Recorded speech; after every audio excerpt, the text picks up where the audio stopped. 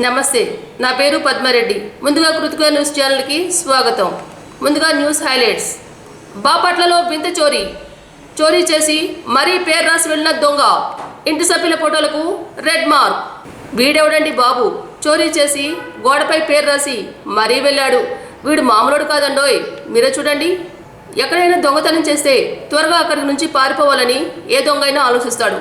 సాధారణంగా దొంగలు నేచరే ఇంత. కానీ ఈ దొంగ మాత్రం తన పేరు గోడ మీద రాసి మంచిగా అన్నం తిని ఆ తర్వాత పుచ్చకాయ తిని అక్కడి నుంచి ఎంచక్కా పారిపోయాడు. ఈ వింత చోరీ ఘటన బాపట్ల పట్టణంలోని రైల్వేపేటలో చోటు చేసుకుంది. ఇంట్లోని 25,000 చోరీ చేసిన దొంగ ఇంటి సభ్యుల ఫోటోలపై రెడ్ మార్క్ వేసి వెళ్ళటం గమనార్హం. వీడెవడండి బాబు, చోరీ చేసి గోడపై పేరు రాసి మరీ వెళ్ళాడు. వీడు మామూలుడు కాదండోయ్. మీరే చూడండి. ముందుగా న్యూస్ హైలైట్స్.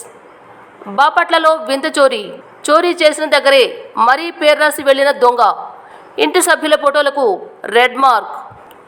ఎక్కడైనా దొంగతనం చేస్తే త్వరగా అక్కడి నుంచి పారిపోవాలని ఏ దొంగ అయినా ఆలోచిస్తాడు. సాధారణంగా దొంగల నేచరే ఇంత. కానీ ఈ దొంగ మాత్రం తన పేరు గోడ మీద మరీ రాసి మంచిగా అన్నం తిని ఆ తర్వాత పుచ్చకాయ తిని అక్కడి నుంచి ఎంచక్కా పారిపోయాడు. ఈ వింత చోరీ ఘటన బాపట్ల పట్టణంలోని రైలుపేటలో చోటు చేసుకుంది. ఇంట్లోని 25,000 చోరీ చేసిన దొంగ ఇంటి సభ్యుల ఫోటోపై రెడ్ మార్క్ వేసి వెళ్ళటం మరీ గమనార్హం. దొంగలు ఎవరైనా దొంగతనానికి వెళ్ళాలంటే ఏం చేస్తారు? ముందుగా పక్కా ప్లాన్ చేసుకుంటారు. కుదిరితే 1-2 సార్లు రెక్కి నిర్వహిస్తారు. ఓ మంచి ముహూర్తం చూసుకొని ఇంట్లోని జనం బయటకు వెళ్ళినప్పుడు టార్గెట్లో ఇంట్లోకి ఎంట్రీ ఇచ్చి ప్లాన్ ప్రకారం అందిన కాడికి దోసుకుంటారు. ఇక చోరీ పూర్తయిన తర్వాత సాక్ష్యాధారాలు దొరకకుండా తమ గుట్టు బయటపడకుండా అప్రమత్తంగా ఉంటారు. కానీ బాపట్ల జిల్లాలో జరిగిన దొంగతనం చూస్తే వీడెవడండి బాబు ఎలాగున్నాడు అనక తప్పదు. ఈ వింత చోరీ ఘటన బాపట్లలోని రైలుపేట ప్రాంతంలో చోటు చేసుకుంది. దీనికి సంబంధించిన పూర్తి వివరాల్లోకి వెళ్తే రైలుపేటలోని ఓ ఫ్లైఓవర్ కింద షేక్ అన్వర్ అనే వ్యక్తి కుటుంబం నివాసం ఉంటుంది. వారం రోజుల క్రితం షేక్ అన్వర్ తన కుటుంబంతో కలిసి సొంతూరుకు వెళ్ళాడు.